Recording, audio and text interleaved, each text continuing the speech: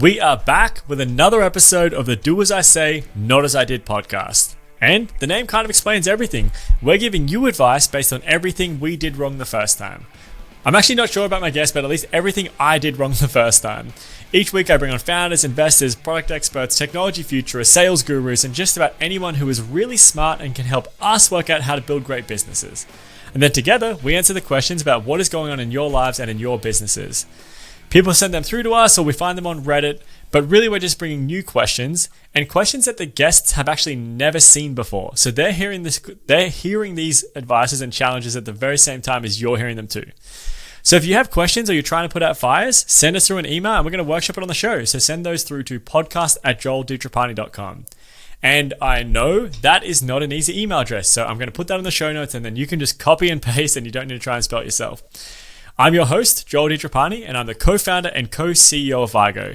We're an edtech scale-up. We've grown through Australia and the UK, and now we're focused on the US. On top of that, I'm an advisor and a coach in the product space where I help startups and businesses work out and learn how to run great product teams, because that's effectively how you actually run great products and build great products. And that is really something that I did not get right for a long time and had to learn the hard way.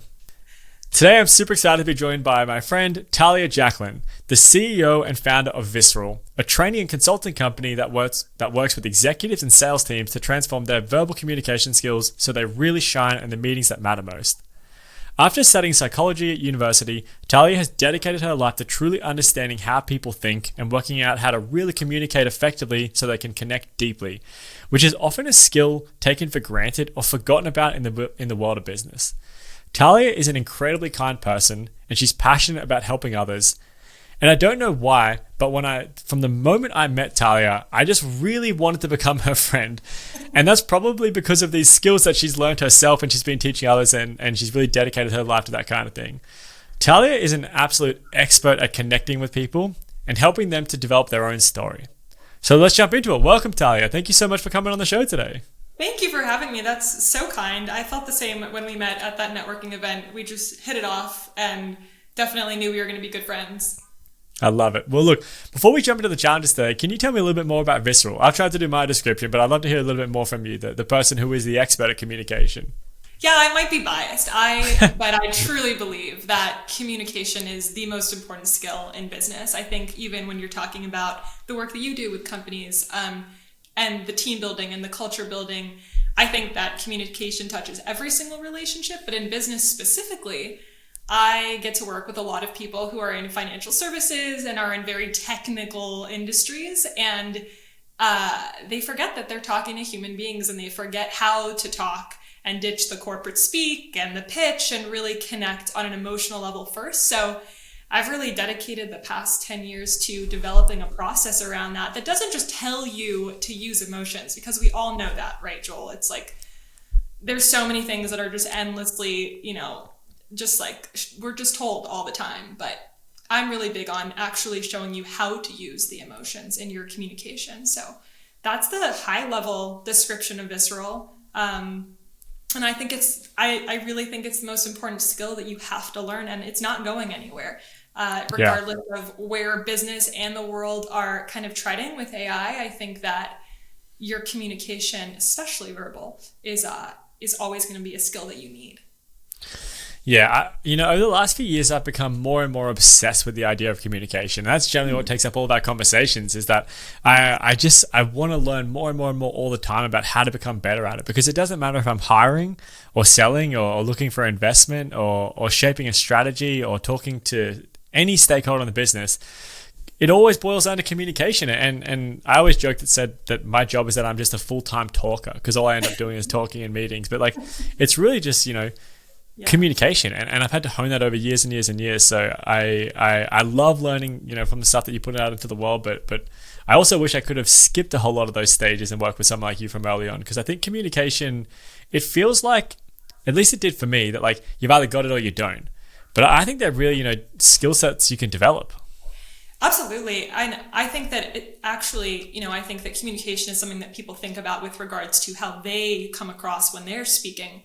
I actually really look at it from the perspective of how are the people that you're talking to perceiving what you're saying, and what are they actually absorbing? So I think that's a really interesting side of communication. We usually think about it from first person versus what is the other person that is in front of me actually processing when I'm speaking.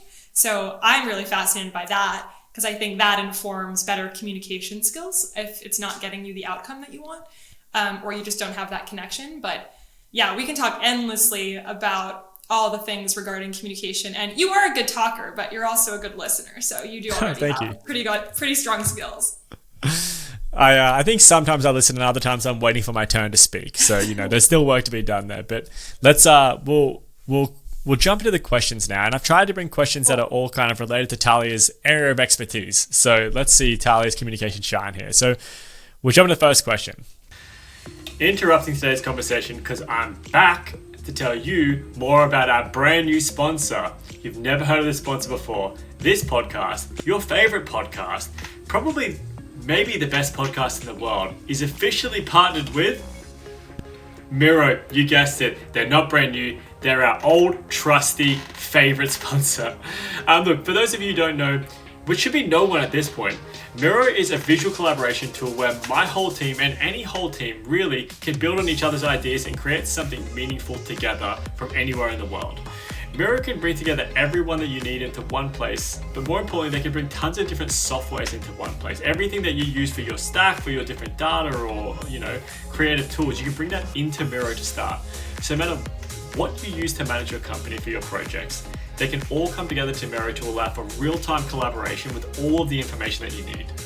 Now, one thing I wanted to point out today, I've only just discovered this, but Miro has talk tracks. So there is essentially like a video tool, kind of like Loom, built into Miro, so you can present your workspace to people async whenever you want. So just open up Miro, go up to the talk tracks and hit record on that button, and you can record a talk track, essentially like what I'm doing now. You can just share with anyone you need. You can go around the whole workspace and the recording follows wherever you're going. So instead of spending the first 15 minutes of your meeting talking through the same stuff with everyone synchronously, you can send it out beforehand so everyone comes to a workshop with all of that, precious sync time together to get straight to the sessions that you're running.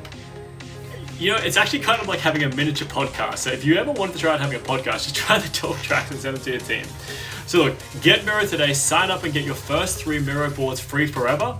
Sign up at miro.com/podcast. And because I'm Australian and because I talk so fast, I'm going to spell that out, miro.com/podcast.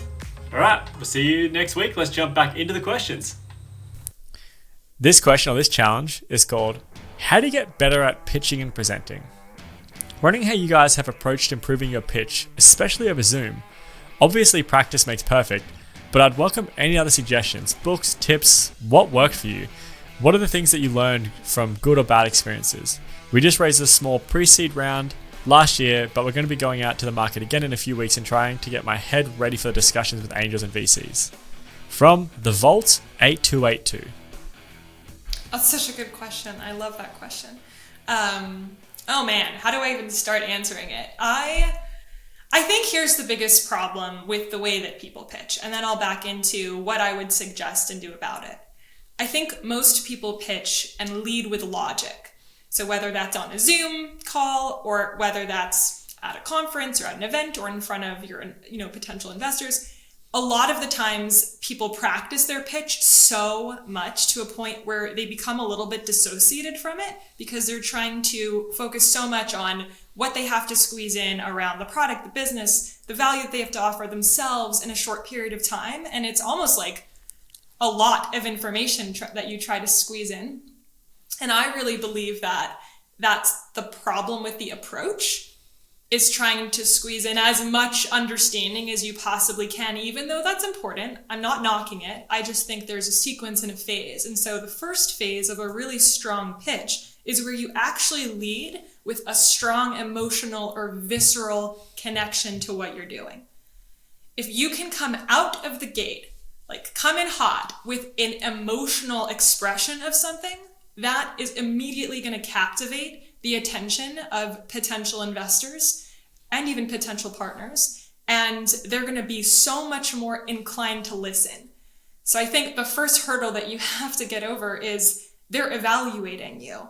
And if you go straight into, you're leading with logic, therefore they're evaluating you logically, you bypass something that's really important in the first phase of a pitch, which is this emotional connection that they want to feel that you have. So this is really interesting. I had this cool experience a couple of months ago where I worked with a company prepare for their pitch on Shark Tank. They met me at my TEDx event, and they immediately were like, we really need your help. This is what we need. We've got Shark Tank in literally 2 weeks for production, and our pitch is nowhere near ready. And one of the biggest things that we worked on was the emotional expression connection, coming in with something that people could feel versus cramming in as much as they could possibly say in one breath. And that really made a hell of a difference. And they ended up closing a deal, but I can't say with who or who they are because it's confidential. But that's a huge tweak to make in the beginning. And we can talk about how to do that if we want to really get into the weeds, Joel. But a lot of the times, the leading with logic and practicing it to the point of memorization makes you so dissociated from it, and you're not connected to it while you're talking, and you come across as though you're thinking about what you're about to say in the moment, which it's not bad, it's just not as effective.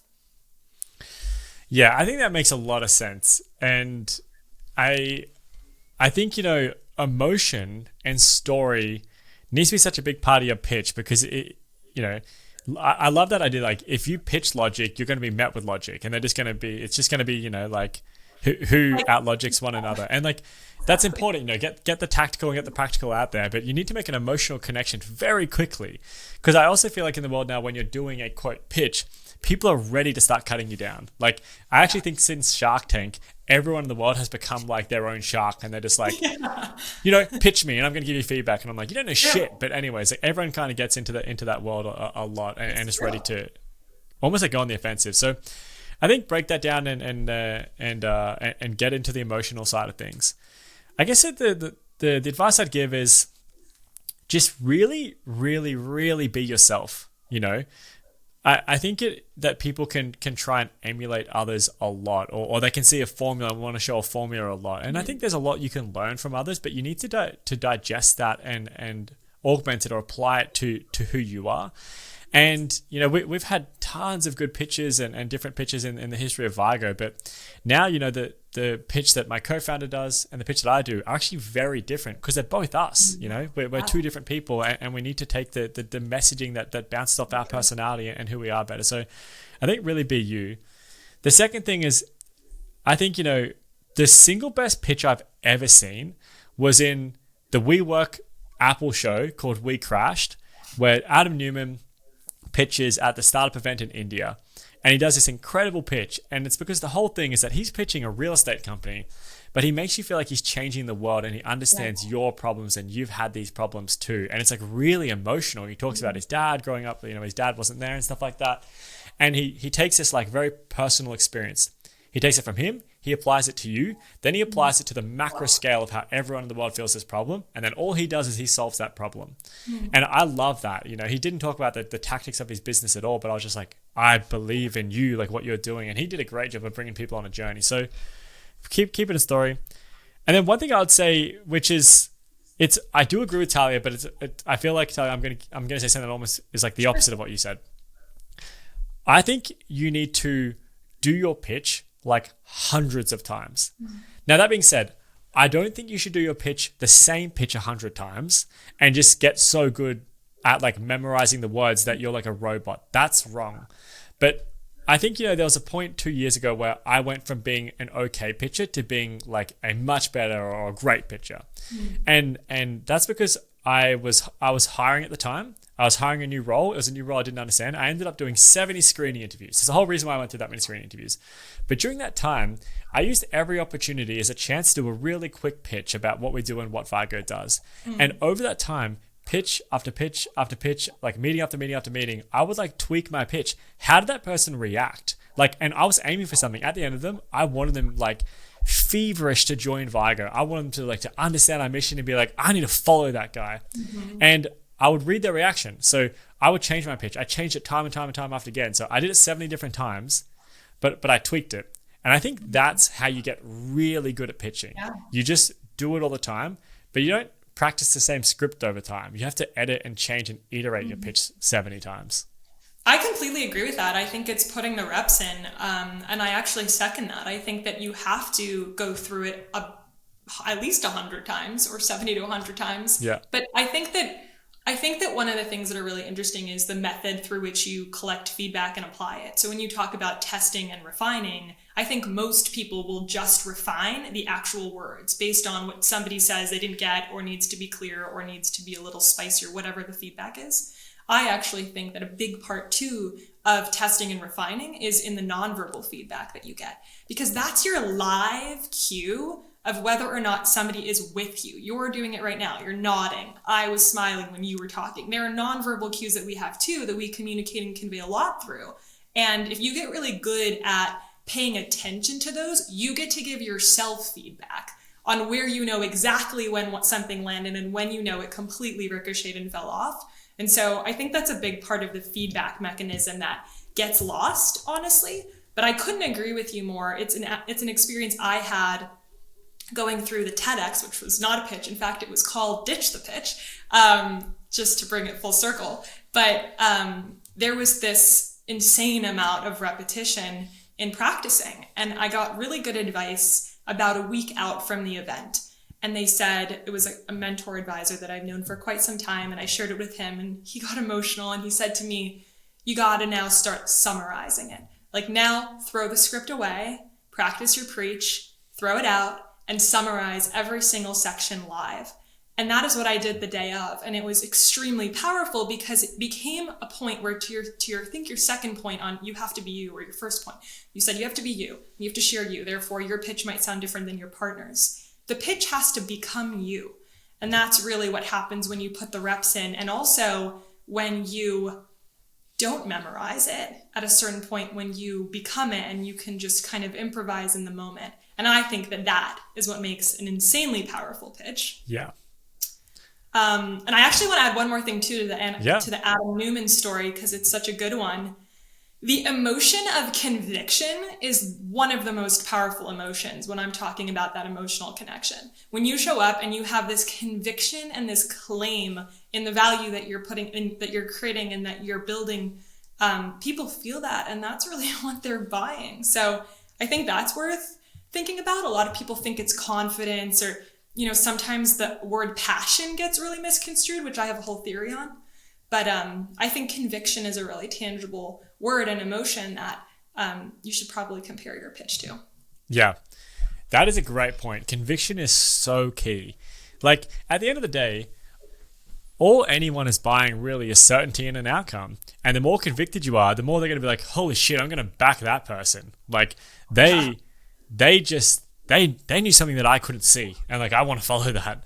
So I love it. So look, let me try and summarize where I think we got to here, because I think there's so much good advice in this question. So the final judgment here, the final judgment is going to be, first up, it's not about like just repeating words, okay? That's actually a bad place to start. And if for some reason you forget a word, you're going to be so in your head and you're going to do a terrible job of the pitch. So don't have it about that. It needs to be a free-flowing conversation. It needs to be authentically you. So make the pitch you. Just because someone else in your business does a great job of their version, make that to you. You can say different words. That's totally fine. But have the key messages that align with you. So, because the more it's you, the more conviction you'll have. And then have the conviction, If you don't believe what you're saying, people can see that. And they won't give a shit about what you've got to say, because they can see that your actions and your body language aren't congruent with how you're talking. I 100% agree. I love that summary. I want to add one more thing before we add away. It fits so well. And it's this concept that I was talking to my partner, Max, about, life partner. And he was sharing with me the concept of founder problem fit. And I don't know if I've shared this with you yet, but, or if you're familiar with it, it's, there's product market fit, and everyone's familiar with that. But then at a certain point, to your exact advice on it has to come from you.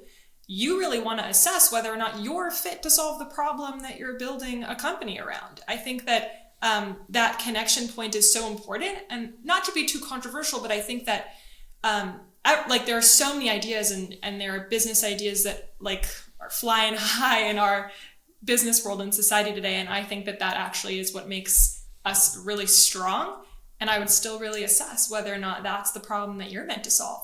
And based on your experiences and based on who you are. And if it's not, there's no shame in that at all. It's just another point of feedback and refinement so that you are really building something that you do have conviction around, even if that means you have to pivot.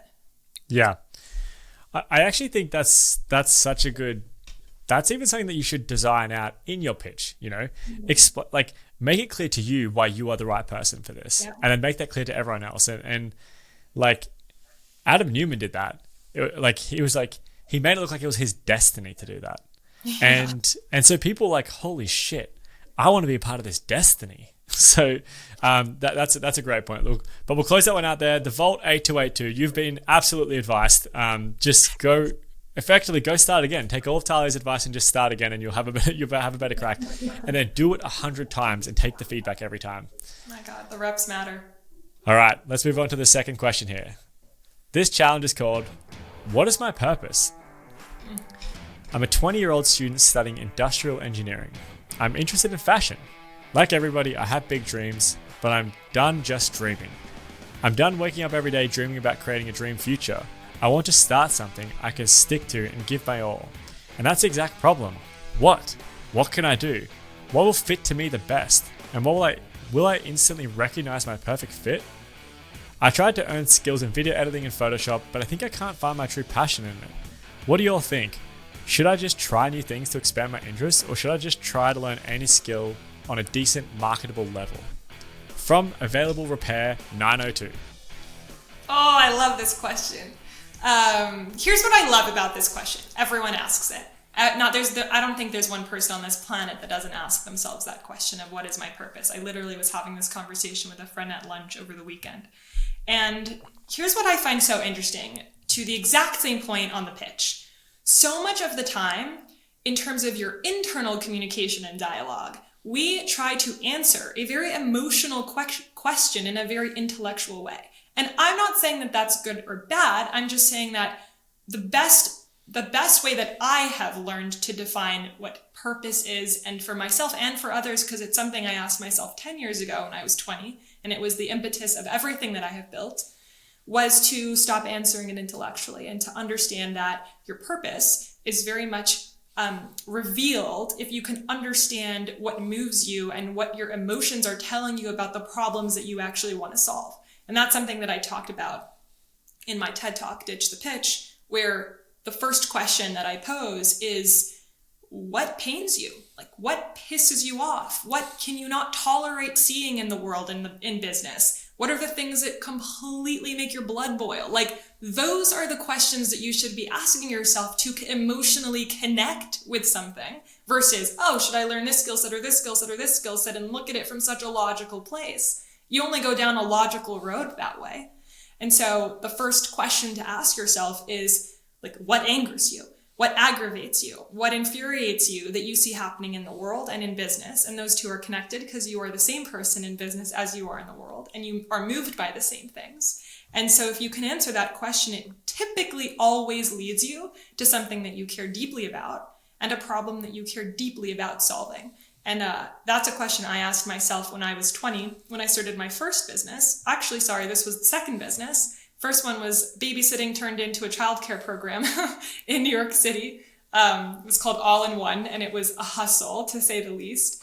Second business was a trauma therapy coaching practice, which was not a hustle, but intense. That sounds intense. It was intense. Like, I was in college in my third year, so I was probably 20. And I signed up studying psychology nonetheless. Just wasn't getting what I needed out of therapy, actually. And I was so curious about other modalities. And so I ended up hiring this training company in trauma, specifically in Canada. And I would fly from New York to Vancouver for these like trainings and retreats. And it was just a year to two, almost 1 to 2 years of just like intense training and practicing and all the things. And that was the first time I really asked myself that question of what is my purpose? And in an interesting way, at the time, I believed that it was to, and I think this is part of the answer, was to give to other people what I didn't have. And it was just getting clear on what that was. So for me, it was, healing specifically around trauma. But when that wasn't going anywhere, because I was so young, had no website, had no social proof, had no credibility, it was very hard to build, and I had invested a lot in the training. I was always entrepreneurial. When that wasn't going anywhere, I realized that my communication was falling flat, and just telling people that I was a trauma coach was not actually landing with them. And so that was my first dose of feedback on, oh shit, like I'm losing people. Their nonverbals are checked out and I cannot keep trying the same message. So that was my period of putting the reps in and really testing and refining a different approach. And then I became fascinated with communication. So from there, I actually studied the psychology of it, and then I applied it immediately. And one of the first pieces that I actually studied was the power of anger and the psychology of anger, which is very much, it's called an approach emotion, where it makes you want to do something about what you're feeling. And so it drives action. It's a sense of urgency. And that was something I asked myself. I asked myself what pissed me off at the time. And here's the answer. It was the fact that me or anyone would experience a trauma, maybe young in their life or at any point, and it would take 20 years to heal in traditional therapy. I couldn't fathom that. I couldn't accept that for me, for others, and that became my message. People would ask me what I do, and I would say, well, it really pains me when I meet people who are just so stuck in their trauma 20 years later because all they've ever known is traditional therapy, and there are these modalities that I use and have trained in that completely accelerate the healing. And people would be like, oh my God, I've been struggling with this, and they just open up immediately because I wasn't necessarily leading with logic, even though that's logical. I was leading with this anger that I had to do something about this problem. So full circle, maybe that connects to both of the questions that were posed, but yeah. I believe that the strongest way to identify your purpose is A, to go inward. It's not out there in the world, even though you get feedback externally. I think you want to be guided by internal things like your own emotions. 2, tapping into anger as a very powerful mechanism to get clear on a problem that you want to solve. And I actually have a process, it's called the 3 Ps, which we can get into if we want, but that's exactly what I shared in the TEDx because I wanted that to be available to everyone.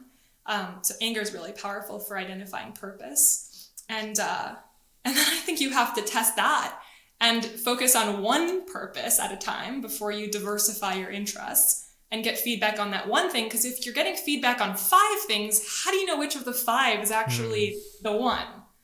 So I think less is more. I love that. I've actually never heard that approach before, but it's very cool. So also, we're going to put Talia's links in the show notes too. So we'll put the TED Talk in there and I'm referencing it a lot because it's so connected. Yeah, absolutely. So we'll definitely throw it in for everyone to watch. But I that sounds awesome.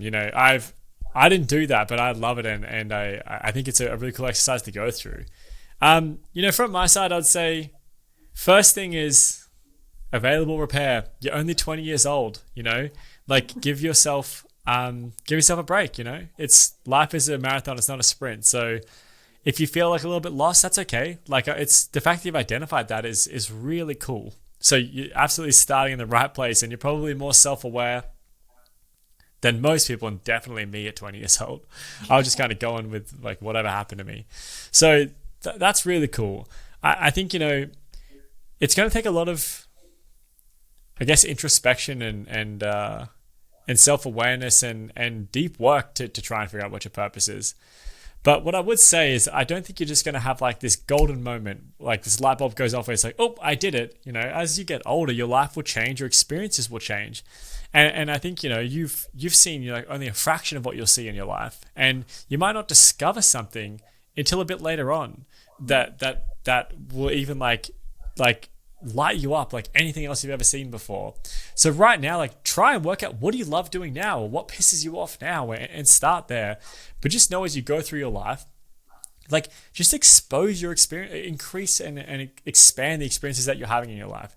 Travel a shitload, try different jobs, like meet different people, listen to podcasts, read books, try shit that you've never would have thought that you're interested in before, and just see like what lights you up, where you're just like, holy shit, that was fun. And also see what you're good at, see what you're good at as well. Like you might be like, holy shit, I'm actually really good at this and it's really fun to do. So I think if I was to summarize all this down, I'd say first thing is, it's awesome that you're doing this, but give yourself a little break. You don't need to get like the perfect purpose. And I don't think anyone finds this one purpose when they're 20 and it doesn't change for their whole life. Like maybe like a tiny, tiny fraction of people just get really lucky. But life is a journey where you're constantly rediscovering yourself. So I think you need to constantly be searching for who you are and how you contribute to the world best. The second is, do the self work. Do these things like Talia is saying. Find out what pisses you off. Follow the frameworks that Talia recommends in her talk. And work out, who you think you are right now, and that will lead to it. And lastly is just, always keep expanding your experiences. Try different shit. If you just, stay on this one track you're on and you feel like unfulfilled in it, you won't find your purpose. Unless you try other shit and meet different people, you might get stuck. So I think, definitely expand from there. Anything you think I missed or disagree with there, Talia? No, I think that's beautiful. I think that's a really good piece of advice, especially for somebody that young. I mean, in your early 20s, I think you're still figuring so much out and learning so much about yourself. So I think that going out and I would test still one thing at a time. I still really believe that that's powerful. For me, my purpose or my sense of purpose changed from the trauma therapy coaching practice, which is still a tool that I have in the toolkit, but it changed from that to having worked with people through their trauma. At the end of every single patient client that I worked with, they were so healed. They were like, I want to build a business. I want to be an entrepreneur. I want to be a catalyst for this type of change. And what was really interesting was I actually watched them have the same problem I had just a few years earlier, and being able to communicate that. And so that is where I found or discovered, it wasn't found, because I feel like the word found is like external, something that you're looking for outside of you, but I'll say it revealed itself because I just focused on that one thing and continued to get so much fulfillment and enjoyment out of it. That was my metric, and that's what I would recommend you have as yours. And then through that, it evolved into being obsessed with communication and then looking at businesses and analyzing how everyone talks in the same way and expects to be perceived as a different valuable resource for something. And it was just kind of like the light bulb that went off for me. And that was in my early mid-20s. But that's what I believe I'm here on the planet to do. It just didn't come the way that I thought that it would. And I don't think it ever does. But I think your advice is spot on, Joel. I love it. All right, we'll close that one out. So available repair 902, you have been advised. And that is it. So we've got time for one more question and we'll speed run this last one. So this challenge is called How to Get Sales Started. So I'm trying to get my sales started, but everything I try just won't work or just doesn't get traction. I have a tech company that developed a SaaS software for test management and deliver testing services. I tried direct LinkedIn communication. After 3 months, I stopped as I got 0 customer return. Then I tried at the same time to post regularly on LinkedIn. The only return I had on that was a higher traffic on my website from 2 to 15 people a day. Then I tried cold emailing, but from the first month of 100 emails out, I got 3 meetings, and most times after the meeting, they never reply. So I'm a little bit clueless as to what can be done to still get sales out because nothing seems to work. This is from Big Blue J 360. Love this question. I'd love to reframe it in the way that I answer it. So my first piece of advice for you is completely remove the frame that you're using of it being a sale. I think immediately what that does is it makes you sometimes driven from a place of need or scarcity or urgency or your own selfish interest, which isn't a bad thing. We all have that. We're always kind of like twofold. But I would say that people respond to that tone and that energy. And so if you suspend your obsession on the sale and you focus on building the relationships that lead to a sale, I think that's a far more effective strategy. You'll find it more fulfilling. You won't find it as frustrating, and you will get live feedback on why people are buying from you or not. And so I think a lot of the times when you're trying to get sales started, many people compare themselves to somebody who's maybe 5 to 10 years ahead of them. And they get so frustrated with their lack of progress in comparison to whoever they're looking at. And the question you have to ask yourself is, what was that person doing 5 to 10 years ago? And what were they doing really well and effectively that maybe you should probably model versus trying to go from like 0 to 10,000? And so I think you can't shortcut the skill of learning how to build relationships, and relationships lead to sales. Those relationships become advocates. They don't just become customers, maybe a little bit of both, but I'm such a huge proponent in my work with Visceral and what I've seen as, in my own experience, successful for me and for the companies I work with, in the relationship building and being so detailed in how you do that versus it just being something that you wing. I don't think that winners wing it. Like, I just don't think that that's I don't know. I think there's maybe a component of luck, but I feel like you need to be so clear on what you're trying to drive as an outcome, and that outcome has to be realistic for you. So first piece of advice is to take sales entirely out of the equation, even though that's the outcome you're trying to drive, and focus on what is the cause to that effect, which is the relationships that you have to build. And the second is to start from where other people that you admire and look up to have started, not from where they are right now. And I think that can be really challenging sometimes, because there are so many thought influencers and people that we're exposed to in terms of their experiences and stories and wisdom. And sometimes we take that out of context and it can lead you down a really, really slippery slope. So I think take all advice and all metrics of success in context to what you're doing right now, and you'll be far more successful. And then, of course, number 3, learn how to communicate. Learn how to communicate the value.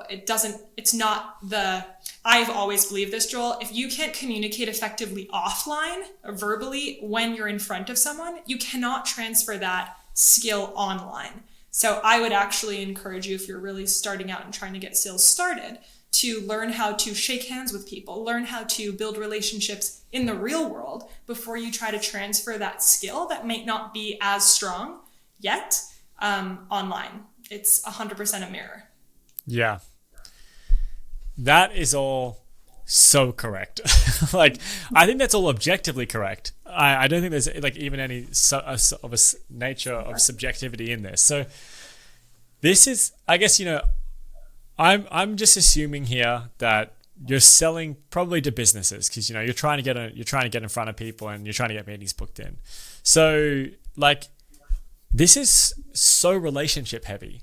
Like everything you're doing is about building relationships to the point where they trust you that you are going to solve their problem, and they're very certain that you're going to get that outcome for them.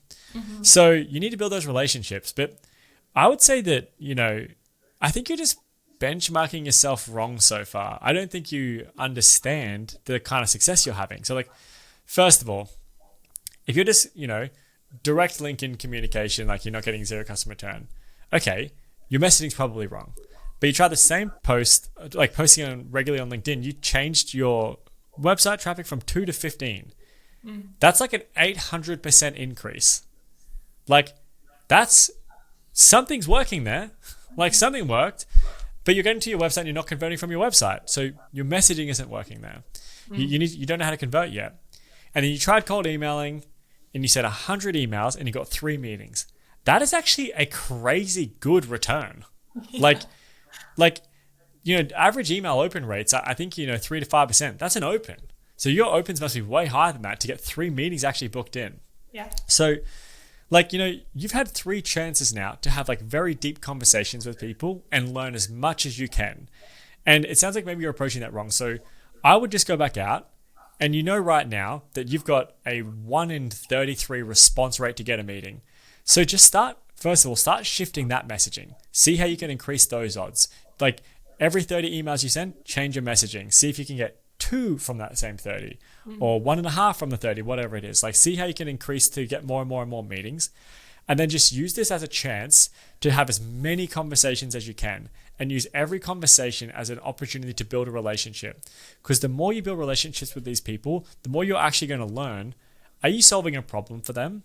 Does your product need to tweak? Does your product need to be told or spoken about differently? What's your messaging? Is your story different? As you learn and learn and learn and learn and learn, you'll see what's so fucking valuable to them that they'll start paying you. Yeah. So like when I was hiring, and I had so many interviews, and I tweaked my pitch every single time. You've now got a proven method to get in front of people. Use those opportunities in front of people to learn. So put the reps in and do meeting after meeting after meeting, and learn how to do that verbal communication better, like Talia is saying. Because like, if you can't convert someone to buy your platform, like verbally and in a meeting, There's no chance someone's going to buy it from your website. But you've worked out how to get in front of people. And then the last thing I'll just say is, you're not going to convert, like if it's B2B, people don't buy straight away. They don't just see you and say, yep, great, Talia, I'm done. Like they want to think about it. So give them enough interest that they want to have another meeting with you. And they want to have another conversation and just work out what are all the different touch points you need to have until they actually convert. But I think if you focus on relationship first and learning as much as you can in these conversations, then I think everything else will fall into place. I 100% agree with all of that. And I second the kudos that you probably have to give yourself that maybe it's coming from comparison to something. So that's such good advice. I agree with everything. When Talia and I were talking before this, I said, we might disagree on some questions. We probably won't. I feel like we're too aligned, but we might disagree. But it seems like, we've been in complete agreement here. So look, we'll wrap this one up for Big Blue Jay. So Big Blue Jay, you're doing something pretty cool right now. You're having some success. Lean into the success and just focus A, on relationships first, and then B, on learning. So get in front of as many people as you can, build a relationship, learn what they want, learn how you fit within that, and take advice and tweak that messaging until you get to the point you convert. But you're not doing bad now. You're doing good. You've actually done some pretty cool shit. So just keep leaning in and learning and making the changes, which it sounds like you're willing to do, which I love. Love that. Absolutely. All right. So even though I've got so many other questions, I might just have to get Talia back on. We're going to close out the questions and we'll move to the last section of the show, which is plugs. So this is my favorite part of the show. So I think it's the audience favorite part of the show too. So Talia, tell me what's going on. What do you want to plug right now? What do you mean by plug? Plug, what do you want to tell people to follow you on your socials or go to your courses? Just okay, cool.